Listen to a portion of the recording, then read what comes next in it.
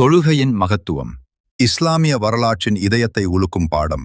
தொழுகை என்பது வெறும் உடற்பயிற்சி அல்ல, அது அகிலங்களின் இறைவனுடன் நாம் பேசும் ஒரு உன்னதமான தருணம். ஆனால் அந்த அழைப்பு வரும்போது நம் முன்னோர்கள் எப்படி உணர்ந்தார்கள் தெரியுமா? ஹஸ்ரத் அலி ரலியல்லாஹு அவர்களின் பெயரை குறிப்பிட்டு இஸ்லாமிய வரலாற்று நூல்களில் ஒரு செய்தி பதிவாகியுள்ளது. ஹஸ்ரத் அலி ரலியல்லாஹு அவர்களோ அல்லது அவர்களது வழித்தோன்றல்களோ தொழுகைக்கான பாங்கு சத்தம் கேட்டால் அல்லது உழு செய்ய தொடங்கினால் அவர்களின் உடல் நடுங்கத் தொடங்கும், முகம் பயத்தால் சிவந்துவிடும். பக்கத்தில் இருப்பவர்கள் ஆச்சரியத்துடன் கேட்பார்கள், ஏன் உழு செய்யும் போதே இவ்வளவு பதற்றம்? அதற்கு அவர்கள் தந்த பதில் நம் இதயத்தை உலுக்கக்கூடியது.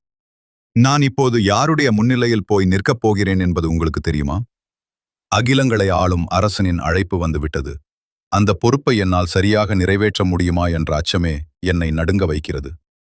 அன்று இறை அச்சத்தில் அவர்கள் நடுங்கினார்கள். ஆனால் இன்று